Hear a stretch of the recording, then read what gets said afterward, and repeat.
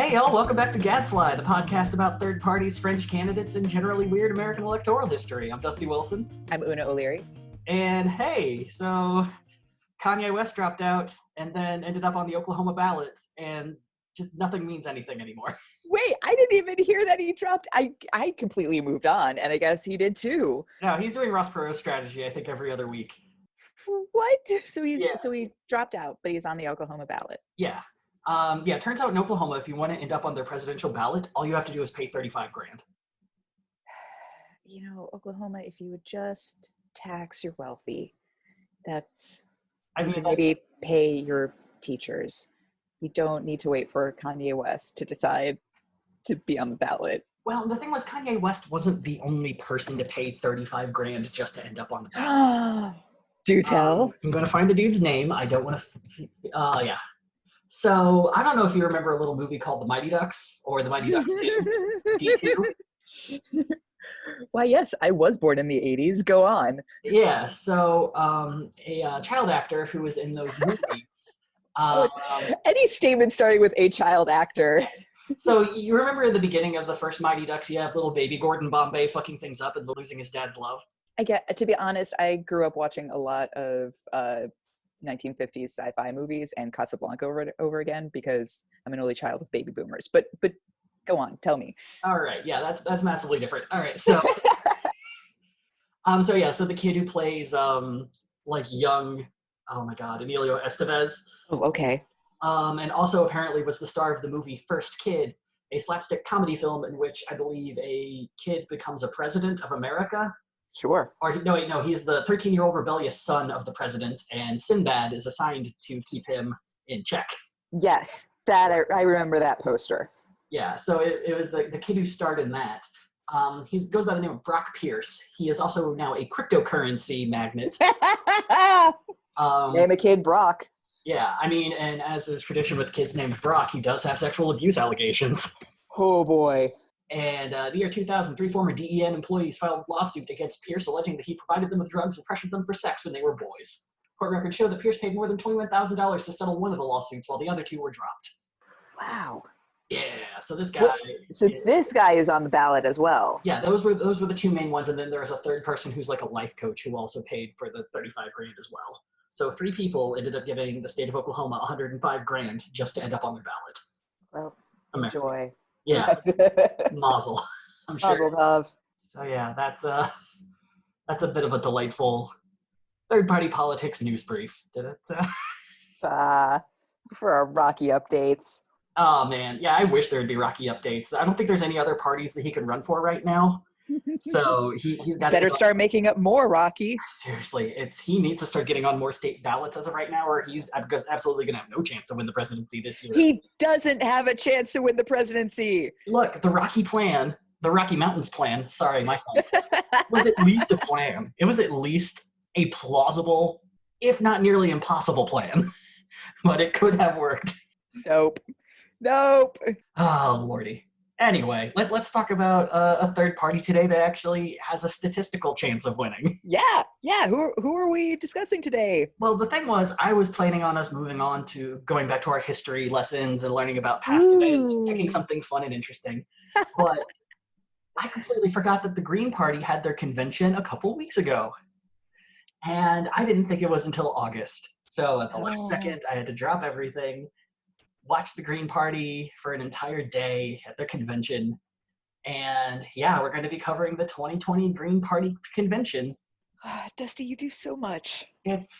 Look, this one was at least mentally less taxing than the Constitution Party, but it ended up having a lot more optimism than I would say the Libertarians. So that's the Green Party. The Green Party, they are pure optimism, big ideas.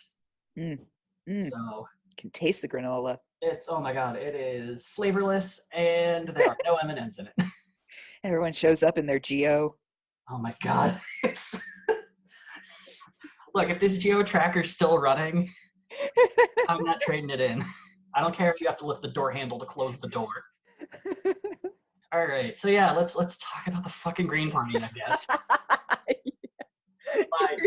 You're so not happy about it. Wait, for for my edification, Yeah. was Jill Stein part of the Green Party? Yeah, she was. All right. All right.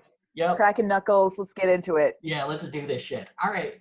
So the Green Party is, unlike the Libertarians and the Constitution Party, an international party. And the Green Party itself can be traced back to 1972, technically, when the first ever green or environmentally focused party ran for election. This would have been the United Tasmania Group, which was founded in Australia. It did not do well. Oh. And it would be another 8 years before a Green Party would rise to some level of notability. And this would happen in West Germany. Today, Germany has a very, very robust Green Party that has seats in their version of the House, has a multitude of elected officials, and has done very, very well for itself.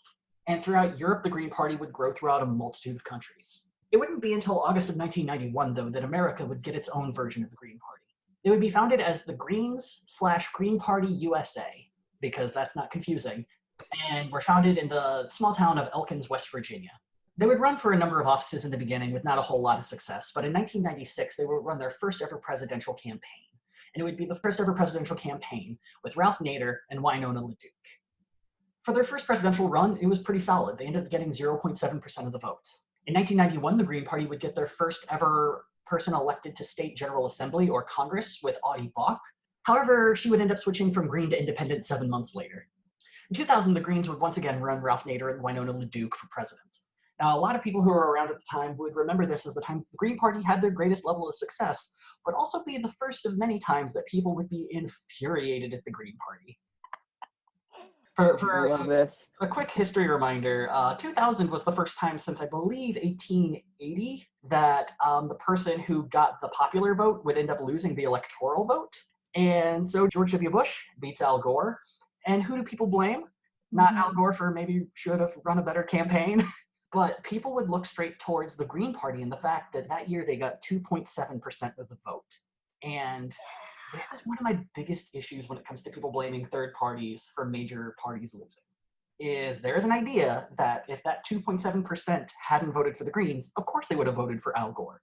And that is bullshit. It's no. If someone was wanting to vote for Al Gore more, they would have.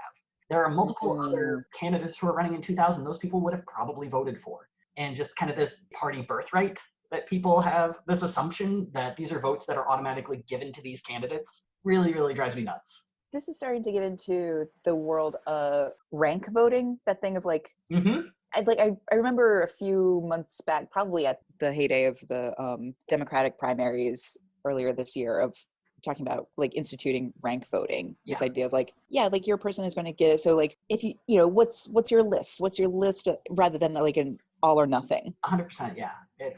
I am a gigantic proponent of ranked choice voting. I think it's a wonderful idea. It takes a little bit longer to figure out who won, but it also encourages people to actually look at every single candidate instead of just picking the one person and moving on. Yeah. And that's something I probably would have really liked for the Chicago mayor election. I think that would have been really wonderful. Yeah. Yeah.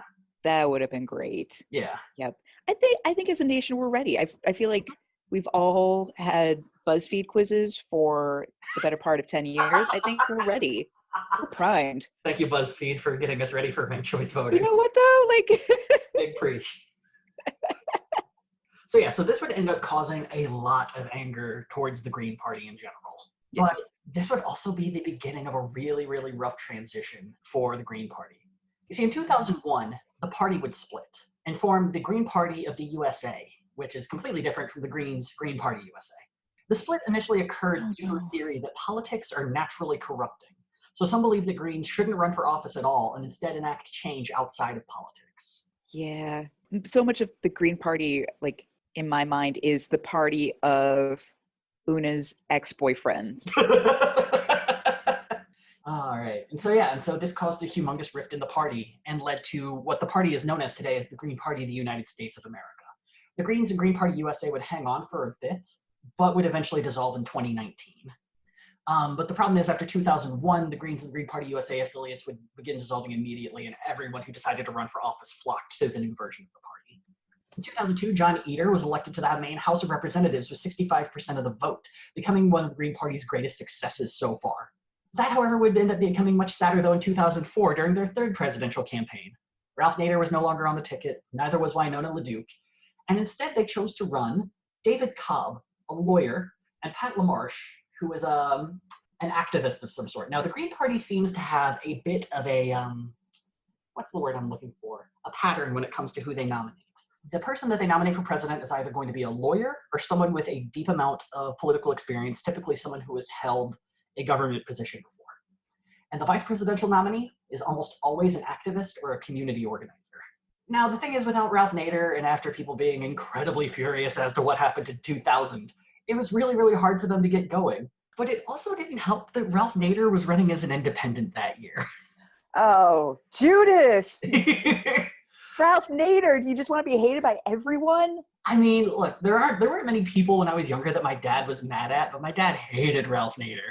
What's so frustrating is I think for an entire generation, for millennials at least, like so many of us came of age at the 2000 election. Like either we were just a year or two shy of being able to vote, or it was our first time being able to vote. Mm-hmm. And so that was our introduction to Ralph Nader. And then like, I think there was probably like an Atlantic piece or something talking about him and just sort of reminding people of like what he did before. He did so much for consumer protection. Yeah, like so much. Ralph Nader is an extraordinarily good man. Which just makes me angrier. Yeah. It's like, why? You just flushed all that goodwill down that you were fine. Yeah. You were fine where you were. But no, you had to be president? Yeah. I mean, we're definitely going to do a whole series on Ralph Nader one day. Oh, yes. But yeah, so Ralph would end up spurning the Green Party, run as an independent, end up finishing third once again. The Green Party, after getting 2.7% of the vote in the previous election, got 0.1% of the vote this time around. They would end up finishing behind the Constitution Party. Yikes. Yeah. It was bad. 2006 would come around and they would get their first ever elected mayor with Gail McLaughlin, who would end up becoming mayor of Richmond, California, and would be their greatest success when it came to mayors because it would be the one city where they would hold a position where the population was over 100,000 people. Hey. The 2008 presidential campaign was a very interesting one because they were able to snag Cynthia McKinney. Now, Cynthia McKinney was a former congresswoman from Georgia and was kind of a big get for them to be able to get someone who was nationally recognized. However, they had the exact same result as they did in 2004, getting 0.1% of the vote once again.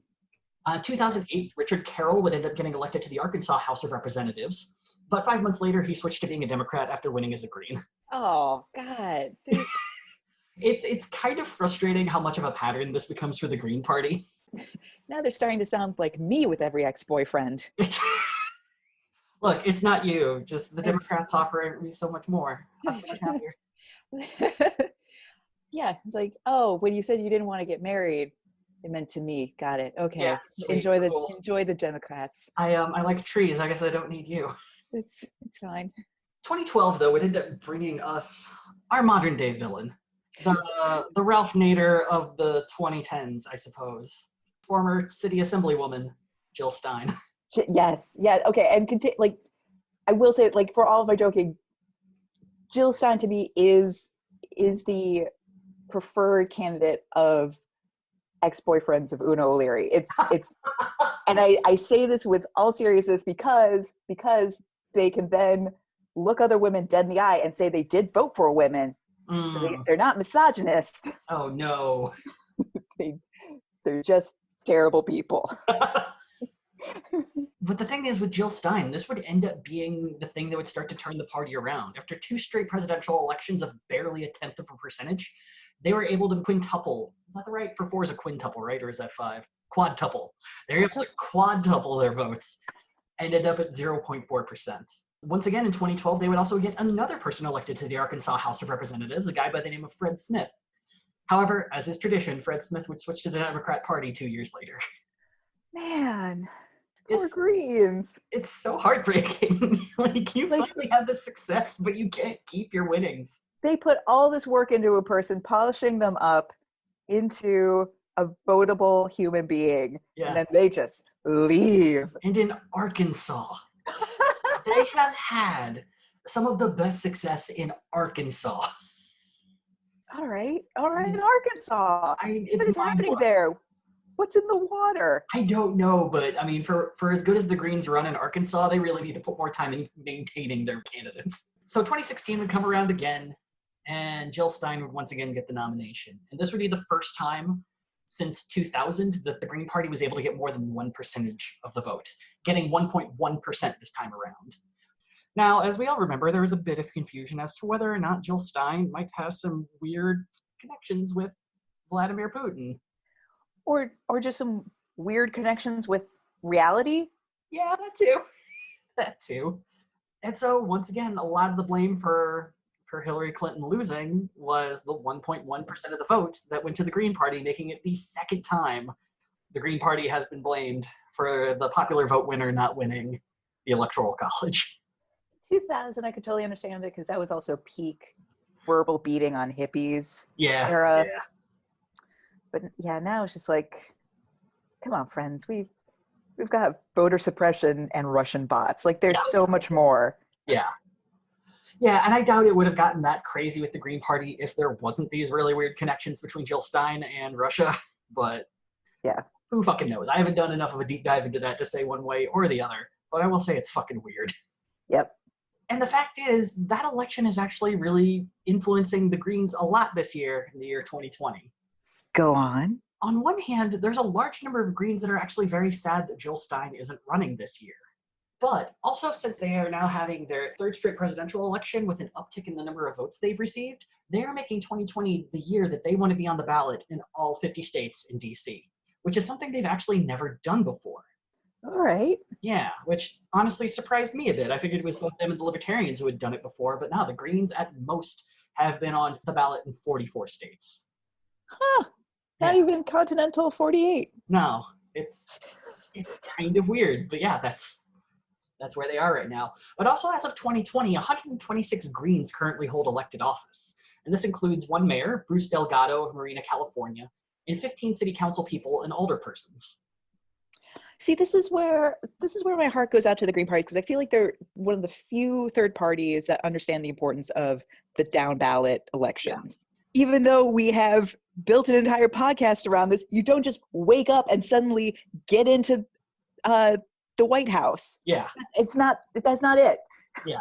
It's definitely not a good plan from what we've seen so far.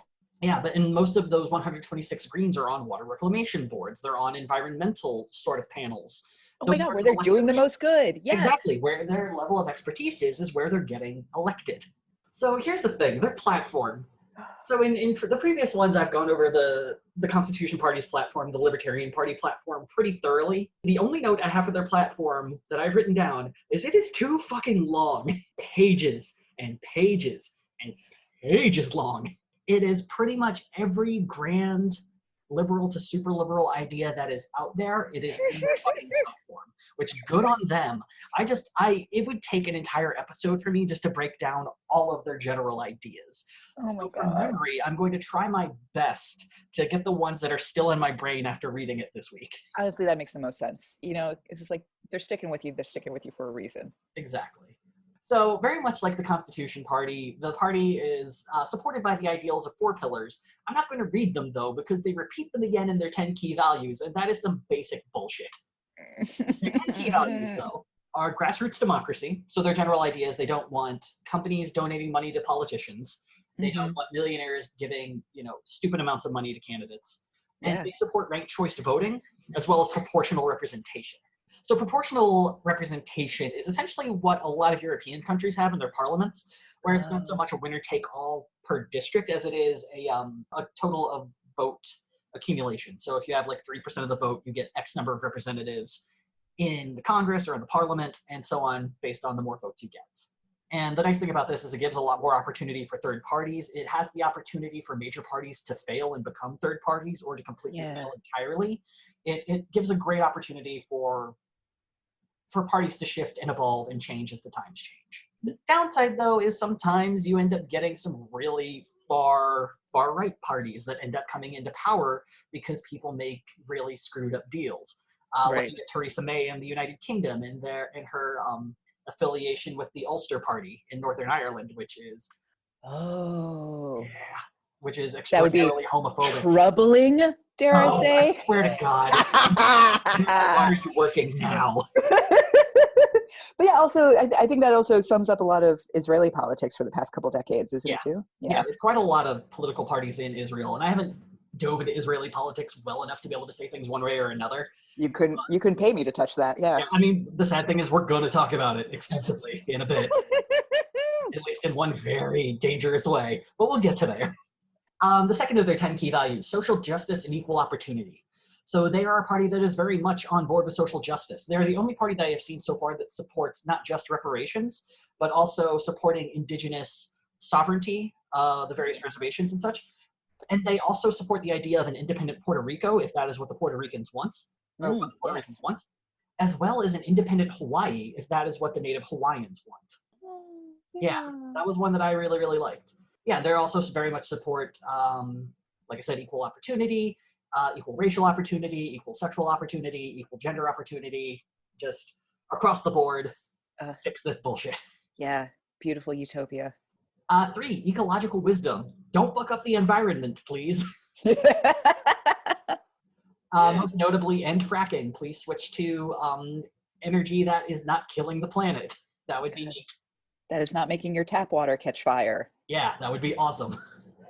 Number 4, nonviolence. Very much like the Libertarian Party and the Constitution Party, they are anti-war.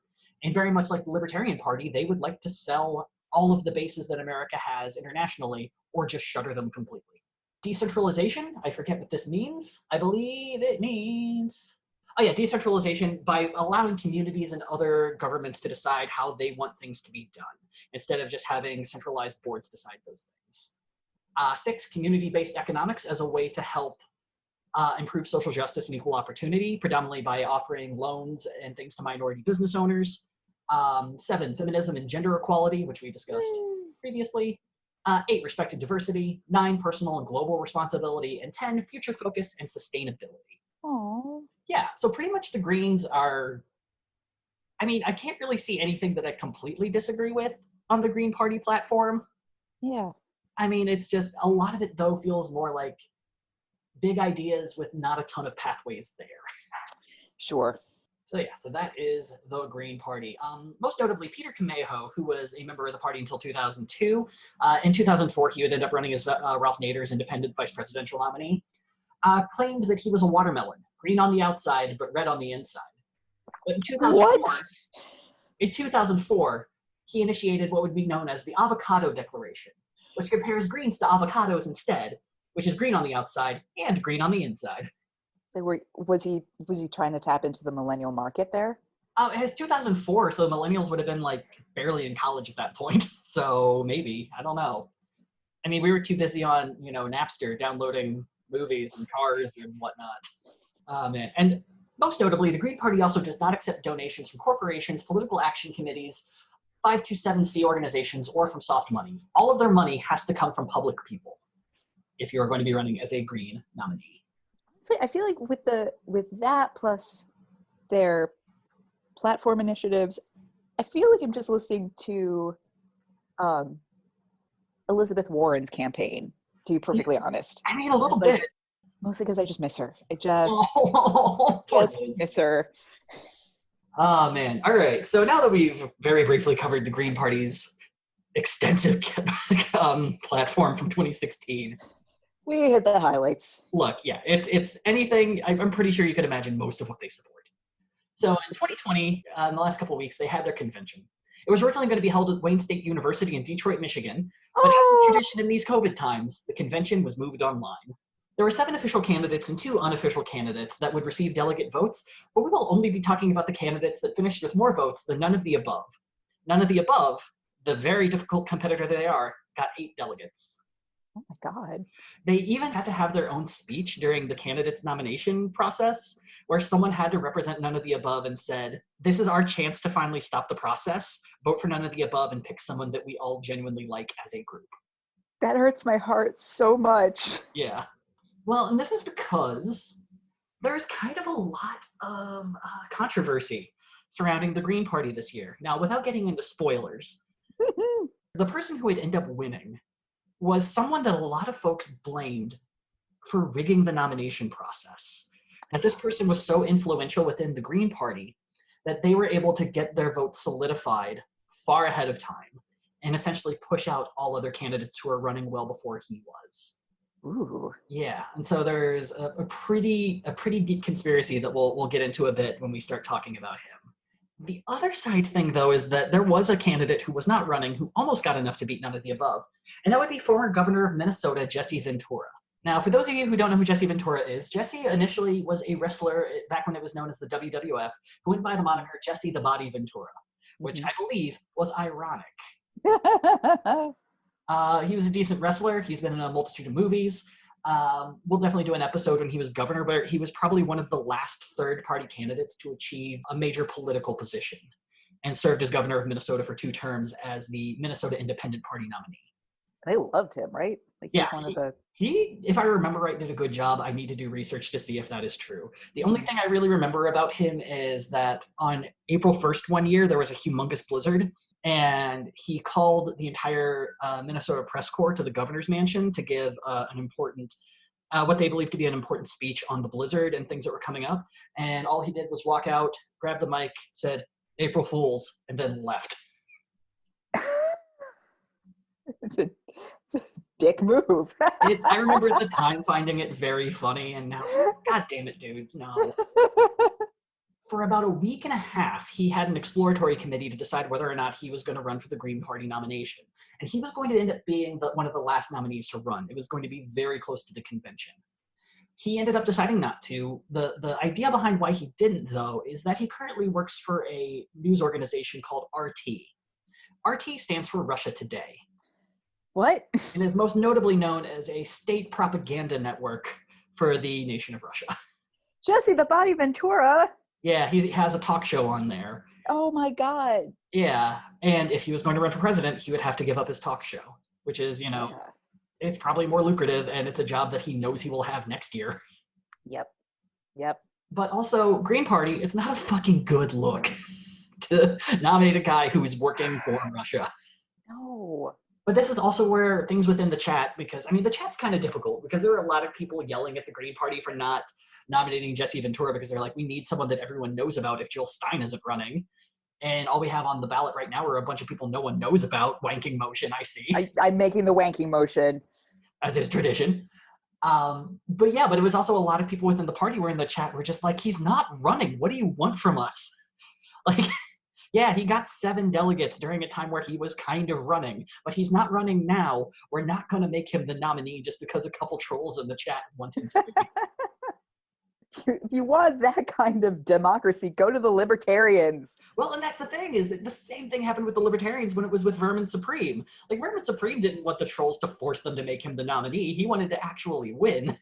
Yeah, he wanted to win on his own merit. Yeah, but you still had a bunch of people in the chat that were like, we should nominate Justin Amash. We need to get someone who's notable. Otherwise, the same thing's going to happen when we lost Ralph Nader, despite the fact not actually putting into the context of why they went from 2.7 to 0.1%. You think Ralph Nader, you think the Green Party. I think Jesse Ventura, and I think Minnesota, and now a little bit of crazy. Well, yeah, actually always a little bit of craziness. Yeah. Which could be the Green Party, but it could be any party. Exactly. So the most notable thing about the Green Party this year, and this was stated by one of the candidates that we're going to be talking about later, is they probably have the most diverse set of candidates running this year. Aw. But the first person we're going to talk about is not very diverse at all. Oh. And is a fellow by the name of Dennis Lambert. Now, Dennis is a guy I really wanted to like. And it's not like I don't like him.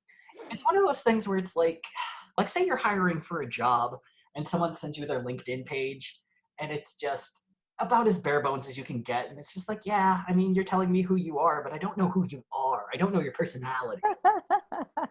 I feel like that's Dennis Lambert. Amazing. To the point that I don't know what year he was born.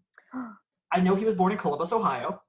I know he grew up in Appalachia, which makes me want to like him even more. Oh, that's the heartbreaking part. And I know that when he was 18, he joined the military and became a member of the GOP. Now, this is something that he would later call one of the biggest regrets of his life, because he had been raised in a fairly conservative atmosphere, and it wasn't until he entered the Army that he started to realize that a lot of his conservative beliefs were not beneficial and were not helpful. And he would eventually switch to the Green Party.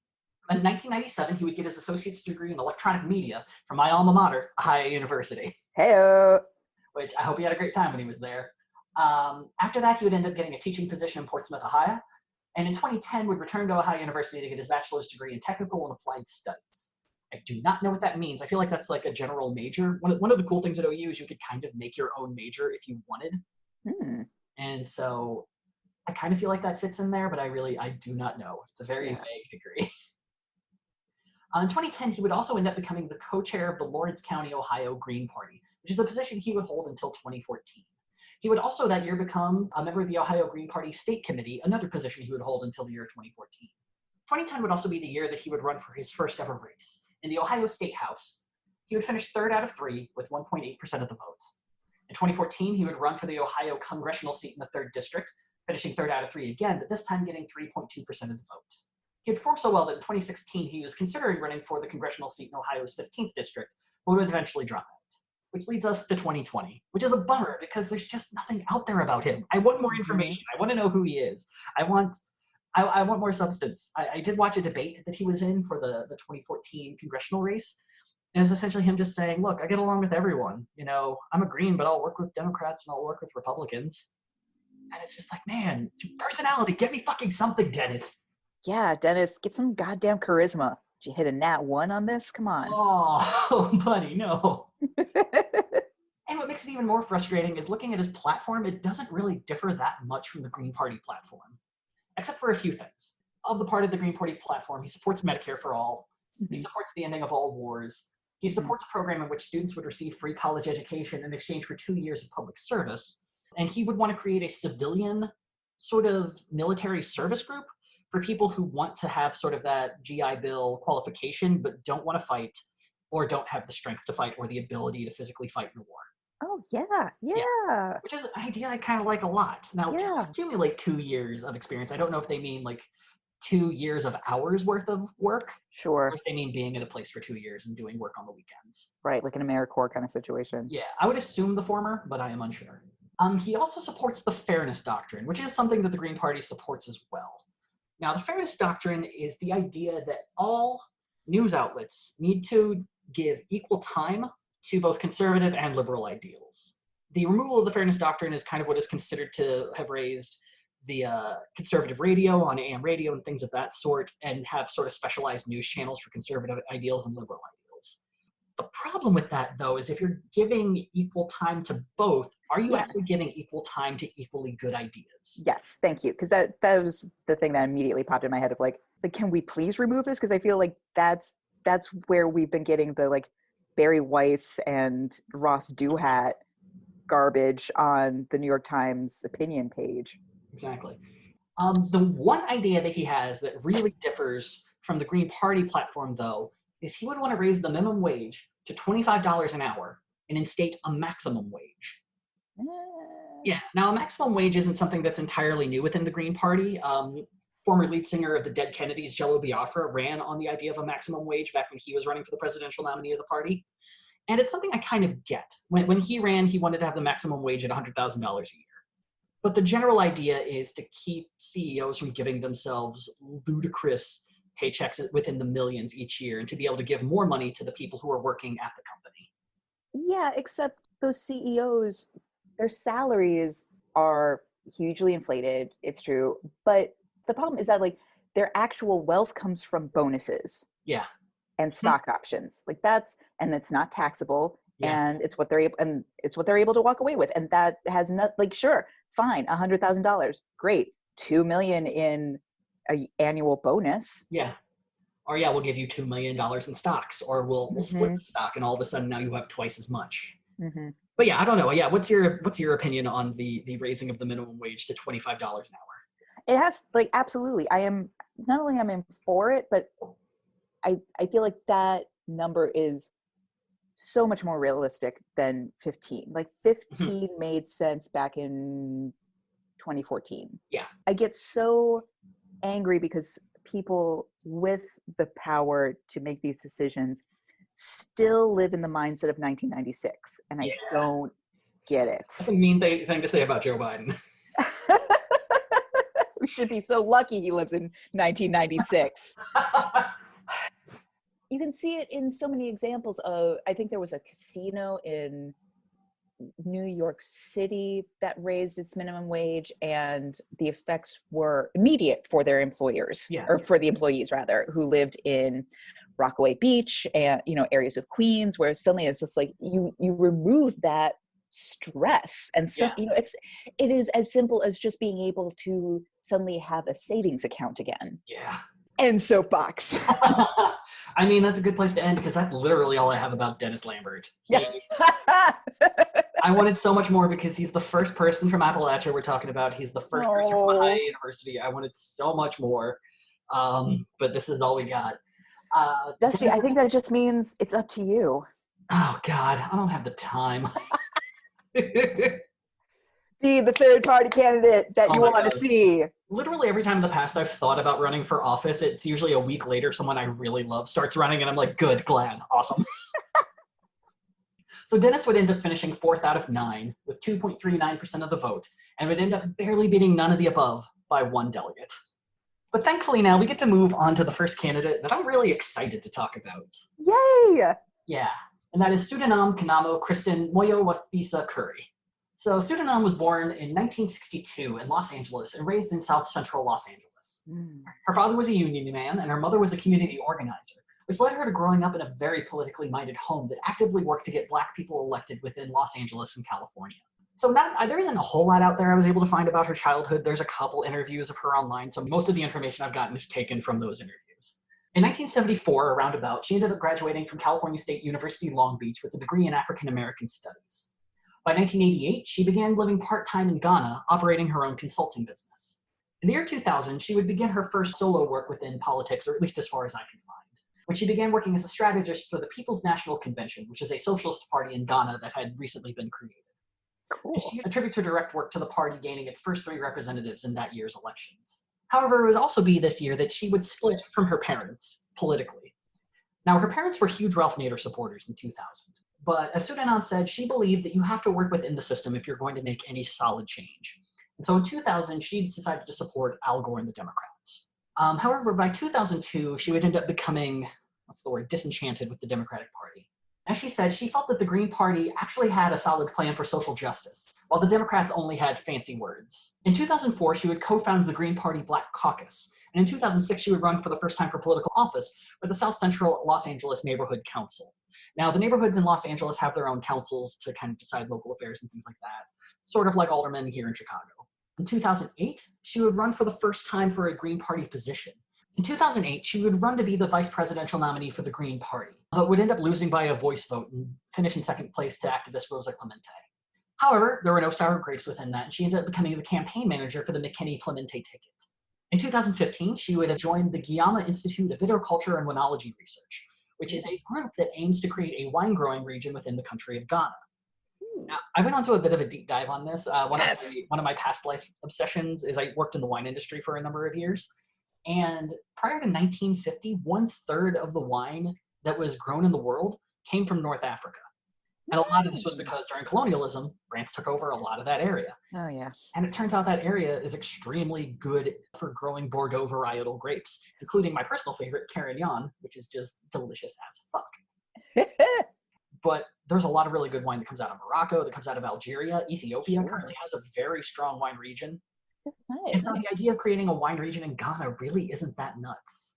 And when 2016 rolled around, this would be Sudanam's first attempt at running for the Green Party nomination for president. She would end up doing pretty solidly, finishing 3rd out of 6 with 5% of the vote. And this would be enough to encourage her to run again in 2020. Now, her platform, it's a bit difficult to find on her website. The best thing about her website is that it probably has one of the best campaign logos I've seen of anyone running this year. Oh, that is lovely. Yeah. So for those of you at home, it is a green arm holding up a lantern, and it is flanked by a rainbow of red, black, yellow, and green. Honestly, it's very striking and it's very gorgeous. I think it's probably one of the best we'll see this year. Honorable mention of Urban Supremes, because it was very, very good. Yeah, I mean, it's no boot on a hat. It is not a boot on the head, but it is. If we're talking about really good design, Sudanam hired someone very wonderful for this. Nice. So Sudanam states that she supports the vast majority of the Green Party platform, but doesn't believe that the social justice planks go far enough. to the point that when she would become president, she would want to create a department of anti-racism. The goal of this department would be to create metrics to measure how to rate racism within the country and how effective certain programs are at quelling it. And I mean, honestly, it makes a lot of sense, especially when you live in a country that's, founded on genocide and slavery. It's probably a good idea to get a lot of experts involved in this and try to figure out, okay, what can we do to move things forward in the future? Another thing that Sunam brought up a lot during her campaign is the book How to Be an Anti-Racist by Ibram X. Kendi. Oh, yeah. To the point that her campaign had multiple readings of the book online. She is a humongous fan of the book and even brought a copy of it with her to a Green Party debate, espousing how wonderful it was. At one point, she would also, the kind of one of the things about Sunam that I found the most interesting of everyone running is she is probably the most critical of the party. During an interview, she stated that the Green Party has big, grand ideas, but they don't have a system in place to make them a reality. So of the two things that she espouses the most within her campaign, one is creating an anti-racist society in this country, but also following the idea of ecological economics, which is the idea of developing a system of economy that is codependent with how the earth works. Because as she says, the earth doesn't need us. And we need to figure out a way to actually work within the world so that we can stay here and still thrive. Yeah, I mean, where's the lie? Yeah, 100% right. She also makes a point during her anti-war statements and during her statements of ecological economy that since 1945, we can kill ourselves. We can annihilate ourselves. So we don't need to spend any more of our resources on figuring out how to kill ourselves. We got that down pat. Oh, I like her. Yeah. So the biggest, I would say... Break my heart, Dusty. Oh, no. This one, you're going to love this. Okay. So this is probably one of the most explosive things that I had heard a Green Party candidate say during this whole time, during an interview. When asked what she has that the other Green Party frontrunners don't have, she simply responded, balls. Oh, shit. She then noted that the two frontrunners rarely had interest in speaking with her and the other candidates, and that the primary frontrunner had been given advantages from party insiders that made it seem like it was a far-gone conclusion that the frontrunner would get the nomination, which he did. She then called them both cowards and stated that, "This is the most diverse group of candidates in our story that we have had. Why would you not celebrate and want people to see us? They have cowardly, consistently pretended that we don't exist. It's shameful and cowardly. It's un-American and it's ungreen." Ooh. Yeah. The amount of fucks that she has to give they're just not there. They're not in her platform. I've looked. They are nowhere to be seen. Well, the thing is, this year too, Sotomayor ended up actually winning some states in the Green Party primaries. Oh. She would end up winning Alaska and Louisiana. Go on, Alaska and Louisiana. Yeah. However, despite this, it would only be good enough for a third-place finish, and she would end up getting less delegates this year than she did in 2016, only getting 3.24% of the vote. Which moves us to probably the most controversial candidate. Oh, man. And the second-place finisher, a man by the name of Dario Hunter. Tell me about Dario. So Dario was born in 1983 in Livingston, New Jersey. What? To an Iranian Muslim father and a Black Christian mother. He would end up being raised in both Jersey City and Newark. One of the most notable things about Dario is that he is also gay. All right, Dario. So yeah, probably one of the most diverse candidates just on his own merit right there. Yeah. By 2005, he would receive his BA in history from Princeton University. After that, he would end up getting his Bachelor of Law from the University of Windsor in Canada. He would get his JD from the University of Detroit Mercy and his Master of Laws from Wayne State University. In total, Dario has 5 degrees. Why? Why did he go to Canada? Why? He was at Princeton. Yeah, I don't know. I mean, maybe University of Windsor is a pretty solid law school. I honestly don't know. It's a bit hard to track Dario's job history, but between graduation in 2015, he worked as a high school English teacher, an elementary school administrator, a community college instructor, and was an environmental lawyer in Israel for a little bit. And in 2012, he received his 5th degree, in which he was ordained as a rabbi, and is believed to be the first ever former Muslim to become a rabbi. Dario would end up becoming the rabbi of both the shul in Boardman, Ohio, as well as the campus rabbi for the College of Worcester. In 2015, this would be Dario's first ever move into politics, in which he would run for the Youngstown City Council primary as a Democrat, where he would finish dead last with 2.94% of the vote. Undeterred, he hopped into another race in 2015, running for the Youngstown City School Board, in which he would finish 4th out of 7. But the way it is, is the top 4 end up getting elected to the school board. And running as a write-in candidate, Dario was able to get 4.97% of the vote and made it onto the Youngstown City School Board. Oh my God. So we're going to dive into something really frustrating here. Because when Dario ran for this position, Youngstown City Schools were not doing so well. They had a dropout rate that increased by 23% from 2013 to 2014. Oh. There was a 21% drop in enrollment from 2010 to 2014, predominantly due to people moving to neighboring communities to go to school or going to charter schools instead. Ugh. And in 2013, only 1.1% of the graduating class was tested as college ready. Yikes. So to fix this, the current governor, John Kasich, took notice and in secret met with businessmen and State Superintendent Richard Ross to develop what would be called the Youngstown Plan. The plan was a drastic action to try and save failing schools and stated that, effective immediately, Youngstown City Schools would require a state-run takeover and be run by an appointed CEO with complete control of the district. Oh, fuck this noise. This isn't a business. I mean, it's the business of learning. No, you can't just like Bain Capital public schools. It doesn't work. I mean, DeVry's doing pretty okay. Oh, I don't have enough hands for the wanking motions I need after that. And then Una grew a third hand. Made a wanking motion with it. So the thing that made the Youngstown Plan even more, what's the word I'm looking for? Terrible? Yeah. Is that they would be looking at other school districts within the state of Ohio, and if they had a continual failing rate, then those schools would also be put under state-run control. This would end up happening to the Lorain School District as well the next year. Lorain? Yep.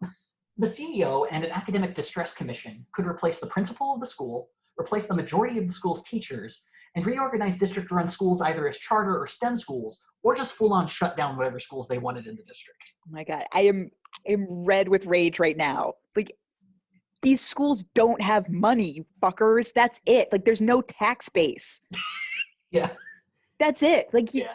It's not a matter of, like, people not working. This isn't an assembly line and your workers are just sloths. Yeah. Jesus fucking Christ. So school funding in Ohio is based off of property value, not income within the area or anything like that. Oh, so the high school I went to had the second largest in geography size in the whole state, but it was essentially cornfields, just massive amount of cornfields. But since the land was valuable, since you could, say, put in housing developments on that land if you wanted to, technically our school didn't get that much funding. We were one of those schools where, like, towards the end of the year, they'd be like, can you please bring in toilet paper and tissues? And our school had some of the best fucking teachers, but it was phenomenal in spite of the state and funding. Oh my God. Yeah. Okay, I'm gonna count back from 10. And we're gonna continue talking about the Green Party and not all of my anger towards the way public education is treated in America. Yeah. 10, 9, 8. All right. Okay, let's just continue. As you can tell, Una went to public school. All the numbers are 10, 9, and 8.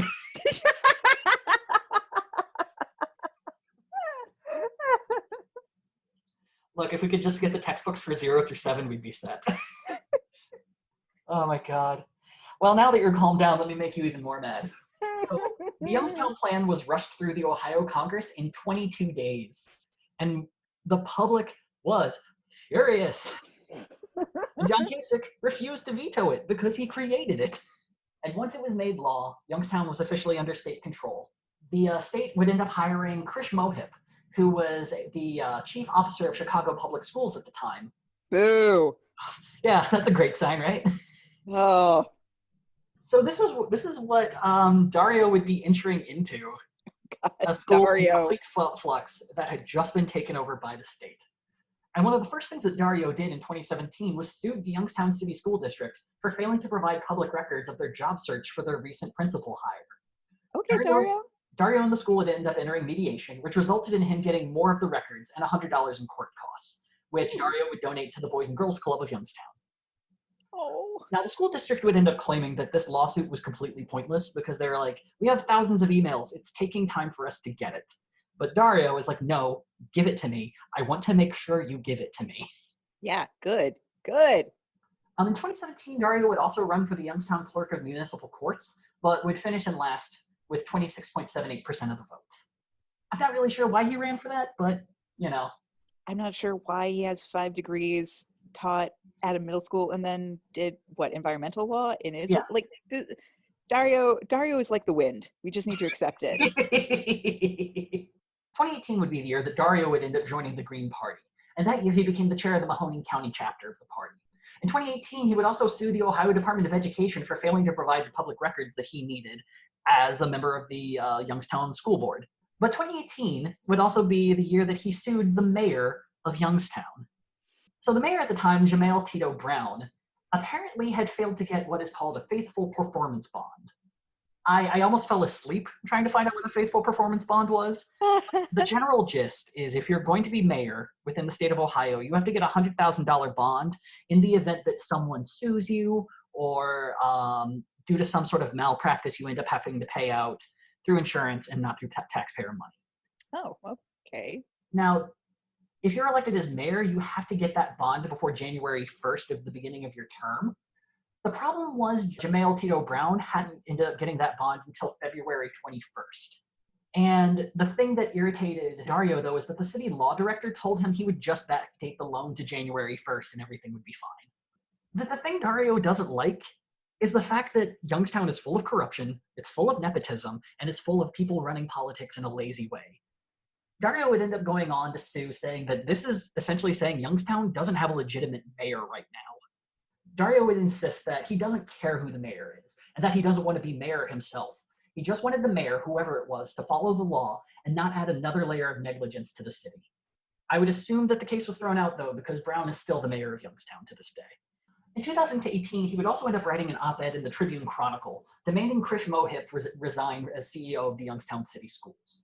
Dario would claim that Krish had ruined the one literacy program that the school board was able to push through that was actually in the process of working. It also didn't help that reports were beginning to come out that Mohip was looking for a new job, publicly stating that his house had been vandalized 3 times since he moved to the city and that he no longer felt comfortable moving his family to Youngstown. This also echoed a statement of another state-appointed CEO at Lorain Public Schools, David Hardy, who refused to even move to the city and was most notable for never interacting with parents, students, or members of the school district. Krish would state that he was 100% committed to Youngstown City Schools, but it turned out those reports of him looking for a job elsewhere were 100% right. In March of that year, the Boulder Valley School District in Colorado would announce that Mohip had been one of their 2 finalists for their superintendent position, but he ultimately had not been chosen. Luckily for Krish, though, he was still being considered for the superintendent job at Fargo Public Schools in North Dakota. He would eventually miss out on that job also. Oh. 2019 would end up being a really, really rough year for Dario. You see, one of the parts of the Youngstown plan stated that if for 3 years straight the school board received a failing grade, in the 4th year, they had to at least get a grade from the state of a C or above. If they did not, then the school is required to dissolve their school board, and the mayor would choose a new school board to replace them. And the mayor also could not pick anyone who was currently on the school board. So it kind of got to the point that people who were running like, well, it's kind of pointless because after we win within less than 2 months, we're not going to have the job anymore. Yeah, and also it's like, great, so by law, we're required to pick some completely inept and non-understanding dickweed from Fucksville, USA to come in and do this, knows nothing about the town, nothing, doesn't care. None of this makes sense. Yeah. Well, and especially with the school board, because you're nominating people who, if they wanted the job, they'd be running for it. They filed to run. It's like crazy punitive measures for people who do, in their heart of hearts, want schools to work. Exactly. Meanwhile, Krish Mohip informed the school district that he would be taking an extended family leave for the final months of his tenure and not returning as CEO. Wanking motions! Due to his contract, Krish was able to completely abandon Youngstown City Schools and still get his full year's pay, as well as a $10,000 bonus for technically finishing out his full term as CEO. Shame on him. It was really interesting because the board that had initially hired him was clearly frustrated that he had just left, because even they during interviews were like, yeah, I mean, it's what his contract says and we have to follow it. So Dario would still stay in the race, a number of people would drop out, and eventually only 5 candidates would remain running. However, Dario would finish in last place with 17.68% of the vote and would end up being kicked off the school board, which he wasn't going to be on anyway. Yeah, so whatever. But luckily, this doesn't have a completely sad ending, because in May of 2019, the Ohio House repealed the Youngstown Plan. and then super repealed it by banning school district takeovers in the state budget the next week. Yay! In 4 years, the vast failure of the Youngstown Plan was finally dead. As of right now, Krish Mohip appears to live in Chicago. Ooh. And according to his LinkedIn, he doesn't seem to have a job. So I think he's like a stay-at-home dad now, which, Great, good. Do that. Yeah. So 2019 would also be the year that Dario would announce that he was running for the Green Party presidential nomination, becoming the second candidate to announce. Dario would name community activist and former Green Party national co-chair Darnlene Elias as his running mate. Shortly after this, though, he would be fired from the Boardman, Ohio synagogue where he was the rabbi. This seems to be due to his support for a movement called BDS. Now, what? Okay, judging by your reaction, you're not familiar with BDS, and this is the one where I am going to be walking just the thinnest of lines. So BDS stands for Boycott, Divestment, and Sanctions. Oh, okay. And the general idea is, as of right now, things between Palestine and Israel, not super great. Nope. And Israel kind of has a habit of building settlements in land that is supposed to be Palestine's. A little bit of an addiction, frankly. Yeah. And you could make the argument that the Palestinians kind of live in an apartheid state within Israel. You definitely could. So the idea behind BDS is to take the movement that ended apartheid in South Africa and use that as a way to encourage Israel to change the way they treat Palestinians within their own nation. This is an idea that has been supported by Bishop Desmond Tutu, which I like the man a lot. He's one of the most wholesome, sweet individuals the world has ever seen. But the problem is, on the other side, people have described it as anti-Semitic. That the plan itself is an idea that is essentially trying to ruin Israel and hurt the people of Israel. The Anti-Defamation League has described it as naturally anti-Semitic, and that there is no valid comparison between Israeli policies towards the Palestinians, which are driven by security concerns, and apartheid South Africa. Yeah, it's really, really tough. One of the arguments that I read against BDS is that it, in effect, ends up hurting Palestinians who are working for Israeli businesses, which I kind of remember is the point that Alan Keyes made when he was, against sanctions for South Africa. Yeah, how about that? It also doesn't help that J.K. Rowling is also against BDS, which is not a great sign. That's just not a good look. I mean, one of the other arguments they make against it is the idea that a lot of the people against it say Palestinians don't want peace, they want the entire country back. But yeah, it's a really, really sticky subject. I definitely see points for it. I definitely, especially one of the points a lot of people make against it is that we're living in a world with rising anti-Semitism, and this has the potential to be corrupted into a new anti-Semitic kind of cudgel. 100%. Absolutely. Yeah. But, I mean, it's a potential solution, and it's a potential way to get people like, say, Benjamin Netanyahu to quit treating the Palestinians like shit and taking their land. Yeah. So Dario Hunter came out in complete support of BDS. He described it as growing up and realizing that you haven't been as supportive of people as you should have been, and doing everything you can to make up for your past transgressions. However, this led him to being what he describes as blacklisted from the rabbinical profession. So after losing his job at the shul and at the College of Worcester, he moved to Los Angeles, California. As you do. Oh my God, Dario! I cannot get a read on this guy. It's tough. It is really tough. So of the things that Dario supports, he would want to create a Department of Peace to take over a lot of the duties of the Department of Defense and use it as a way to kind of spread environmental ideals around the world and to also kind of fix the things that we've fucked up. He would want to end corporate personhood, affirm native sovereignty and police killings, and create true reparations for slavery, end all wars, and have healthcare and education as a right, which would include Medicare for all and free education from grade school all the way through college. His three biggest things, though, would include what he would call the real Green New Deal, or the Green Path Forward. Included within this would be a $15 minimum wage, full employment available to the entire population via public works and green jobs, an end to right-to-work laws, finally passing the Equal Rights Amendment, transition to 100% renewable energy, and the use of single-use plastics, and realign diplomacy from military to environmental needs. Oh, I like that last one. Yeah. He also created what he dubbed the People of Color Bill of Rights. So this is something they introduced in Lansing, Michigan in 2019 to the capital area. Michigan. Yeah. Aww. And so the People of Color Bill of Rights includes, it states 9, but I read 10, rights of all people of color. The first, a right to equal access to justice, including freedom from police brutality, racial profiling, and from targeted disproportionate mass incarceration. 2, a right to a truly equal quality, not-for-profit, local community-controlled educational system that values diversity in the histories of people of color. 3, a right to genuine recognition of the sovereignty of Native American peoples, unabridged by illegal disregard for treaties, and including a reparative process and recognition of sacred lands. 4, a right to be free from profit-driven targeting of minority communities for environmental hazards and health neglect, enforced by targeted governmental protection for the health and well-being of people of color. 5, a right to a complete reparative effort, i.e. reparations, to address 400 years of slavery and discrimination against Americans of African descent. 6, a right to be free from all forms of colonialism, including political and economic colonialism, whether in our territories, abroad through America's interventionist activities, or in our local communities.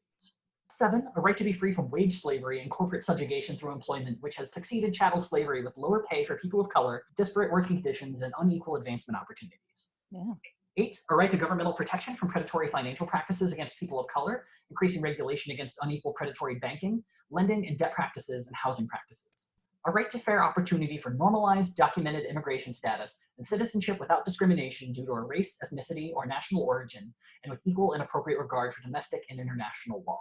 And finally, probably his most controversial, end funding to human rights abusers, which he specifies as Saudi Arabia and Israel, running on a very strong BDS platform. Wow.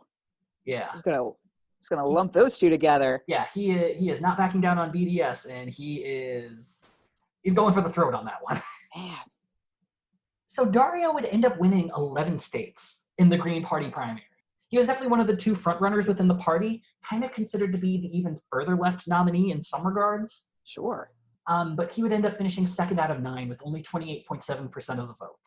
Despite losing the nomination, though, Dario Hunter stated that he would continue to run for president as an independent and accused the Green Party of voting irregularities and performing undemocratic practices throughout the entire presidential primary, echoing a lot of what Sunanam had said during her campaign.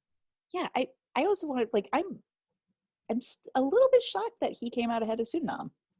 I mean, I think the thing that gave him the benefit is that he was a Green Party member that actually held political office. Okay. Yeah. Like Sunanam can, and she says this herself, people just assume she's confrontational when she's just honest. She doesn't sugarcoat anything. Yeah. And so I think that's part of it too, is that there's a number of people in the Green Party that she has probably rubbed the wrong way, especially with her gender bias. Gender bias, probably race bias, if I had to make a guess. Because the Green Party is a lot of boomers. Yeah. It's a lot of people who were there in the 60s and, Yeah. Yeah. People who miss the heyday of Nader. Yeah. And, Miss Jill Stein. Yeah. All right. So like I said, Dario would end up winning 11 states, and he's still running as an independent, which is something that drives me fucking nuts. Yeah. So yeah, now that you have at least 2 of the people who lost very mad at the major candidates, next time we're going to talk about a fellow by the name of Howie Hawkins. He was actually the co-founder of the Greens of USA. Oh my God, I can't keep any of them straight. I don't even know. Yeah, he was the founder of the 1991 version before the split of we shouldn't run for politics. And people are we fucking should. And so the reason that Howie is going to have a whole episode dedicated to him is that he has been active in politics since at least the 70s and has run in at least 20 races in his entire life. Oh my God, this is setting up to be a classic Gadfly episode. Yeah, this is one that it's going to be a time, because there's a lot of information out there about Howie Hawkins, and as Paul Walker used to say, it's going to be good. So how you feeling so far with the 3 green folk? Oh my God, mostly confused. Just from continued obscurity of Dennis to BDM. Yeah. Which I still cannot disassociate from BDSM in my mind. It's very different. Very different. So different. Yeah, they probably should have moved those they probably should have moved that around. At least a letter or 2 around. Oh man. But yeah, now that we're at the end, marry, fuck, banish, I guess. Yeah, marry, fuck, politely to leave. Well, I guess Dennis I would politely ask to leave, just because it's just a beige uncooked piece of tofu as a candidate. I don't know I don't know what to do with that. Yeah. And then fuck Dario because I think he would be, I don't know, I mean, definitely like, I'm agreeing with you on that. I think he would just be in the moment. yes, he would be Like in the whatever moment. you needed in that moment, he would figure it out. And you would wake up and he would be gone. Yeah, oh yeah, he would have moved on to other pastures. No awareness. It's like, was he even there? Yeah. Like, was it all just a dream? Yeah. And then Suriname, I mean, I would marry her in a heartbeat. Yeah, she is. She's got loyalty. She's got chutzpah. Yeah, she's definitely got she's got a fuck ton of personality, a great sense of Yes. humor. Yes. Genuinely fearless. Yeah. Partner Yeah. for life. I mean, the fact that she lives in both America and Ghana and still finds the time to run for president, that says a lot. And has her own communications business, and is a farmer, and is trying to bring wine to Ghana. She is. She's a provider. She She's really who you, is. not only would she be the marry option, she'd be the option for like, who would you end up with during the apocalypse? It's like, Suriname all the way. I'm surviving that if I'm with her. Yeah, honestly, I'm curious of a world in which she won the nomination. I think she would be such an interesting candidate. She's the candidate too, where it's just like, oh, God, can you maybe go back to the Democrats, pretty please? Oh my God. Yeah, she burnt that bridge. She's done. Well, yeah. So this is the Greens, and as a final note before we head out, I think it's important to keep in mind going into the next episode the two biggest goals of the Green Party this year, and I think that is 100% why Howie Hawkins was considered to be the presumptive nominee the moment he entered the race. The Green Party want to be on the ballot in all 50 states, and they want to hit 5% of the vote, which, I guess. I mean, you're welcome to try. You should probably do the first before you start shooting for the second, but I think it's important to have that in context. But when we dive into Howie Hawkins, interesting. All right, great. Well, thanks for joining us, y'all. Sorry for the internet issues we're having here, but hope you enjoyed our first dive into the Green Party. And yeah, please join us next week here on Gadfly. Yay!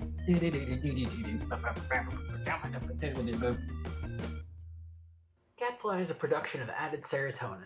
You can find us on Twitter and Instagram at GadflyPod.